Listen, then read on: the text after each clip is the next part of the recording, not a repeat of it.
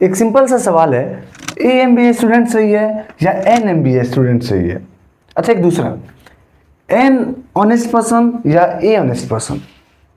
अगर आपको भी इसमें कंफ्यूजन है तो ये वीडियो आपके लिए ही है। ए और एन का जो ये कॉन्सेप्ट है वह इतना कॉमन है ना कि स्कूल के छोटे बच्चे हो या बड़े लोग सब यहाँ अटक जाते हैं। और प्रॉब्लम क्या है, हमें रूल आधा ही बताया गया है।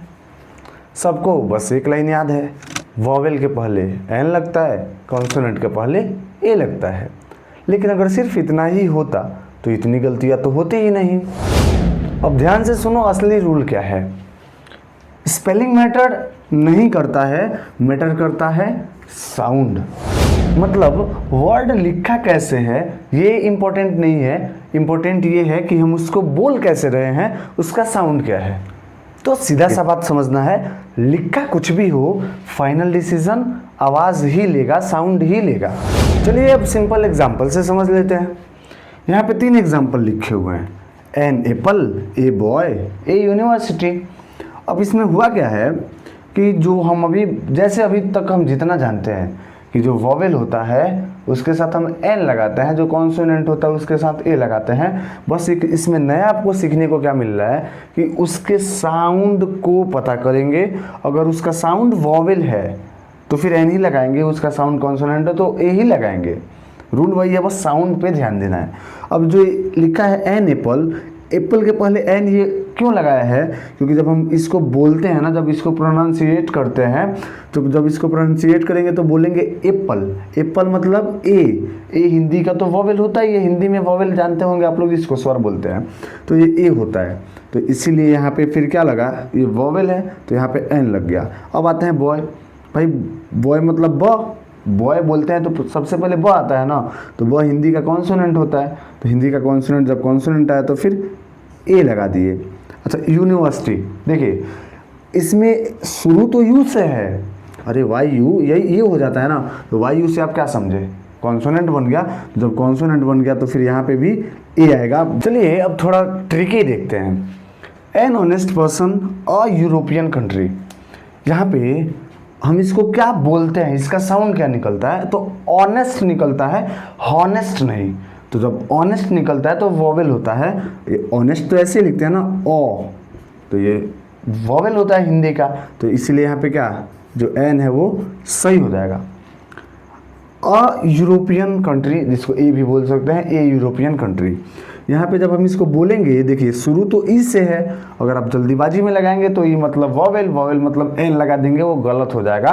हम इसको बोलते हैं तो फिर वो तो य, ऐसे यू से होता है शुरू ना, तो जब यू होता है वो कॉन्सोनेंट होता है हिंदी का, इसलिए यहाँ पे ए ही सही है। मतलब ये एच भी ना कभी काम करता है, कभी बिल्कुल चुप हो जाता है। अब तुम्हें वो एग्जाम्पल्स बताता हूँ जहाँ पे सब गलती करते हैं। देखिए दोनों तो शुरू तो एच से ही है, पहला है HOUR, एच से शुरू है, दूसरा है HOUSE हाउस, वो भी एच से शुरू है। तो तुम्हें लगेगा भाई दोनों में जो भी लगाए कोई एक ही लगेगा ना, लेकिन ऐसा नहीं है, बिल्कुल नहीं है ऐसा। जब हम इसको बोलेंगे तो इसको हावर नहीं बोलते हैं, और बोलते हैं। मतलब ये एच जो है ये साइलेंट होता है, तो फिर ओ बचा, और जब उसको बोलते हैं तो हमारा जो साउंड होता है जो वॉवेल का निकलता है, इसीलिए यहाँ पे क्या लगेगा, एन लगेगा। ये है हाउस, हाउस बोलते भी है, हाउस ह से शुरू भी होता है, ह मतलब एच कॉन्सोनेंट होता है, इसीलिए क्या लगाएंगे, ए लगाएंगे। क्लियर? तो दोनों सेम एच वाला ही है ना, लेकिन बस आवाज़ बदली, रूल बदल गया। अब आते हैं थोड़ा एडवांस एग्जांपल्स पे, जैसे MBA student FIR one time offer. यहाँ पे अभी जैसे हम ऊपर अभी जो आपसे क्वेश्चंस पे पूछे थे, अभी उसका आंसर आपको मिल जाएगा, उसका टेंशन मत लीजिए। MBA स्टूडेंट, देखिए बड़ा लिखने में तो, देखने में या लिखने में तो MBA बड़ी हेवी लगता है, लेकिन ऐसा नहीं है। जब हम इसको बोलते हैं तो आपको पता है क्या बोलते हैं, M, ऐसे ही तो M लिखते हैं ना, M। तो जो ये M शुरू हुआ जो हमारा साउंड, वो तो A है, और आप जानते ही हैं कि A क्या होता है, वॉवेल होता है, इसीलिए यहाँ पे क्या लगेगा, एन लगेगा। FIR, भाई इसको F लिखते हैं ना, F ऐसे लिखते हैं, इसीलिए ये भी एन लगेगा। लेकिन फिर वही वाला डाउट अब फटाफट में लगाएंगे तो आप जानते हैं वॉवेल कितने होते हैं 5 A E I O U। अगर आप लगाते हैं ओ के हिसाब से तो लगा देंगे एन, लेकिन हो जाएगा फिर गलत। आप इसको बोलते क्या हैं, वन ना, वन मतलब व से शुरू होगा और वह क्या होता है, कॉन्सोनेंट होता है, इसलिए यहाँ पे क्या लगेगा, ए लगेगा।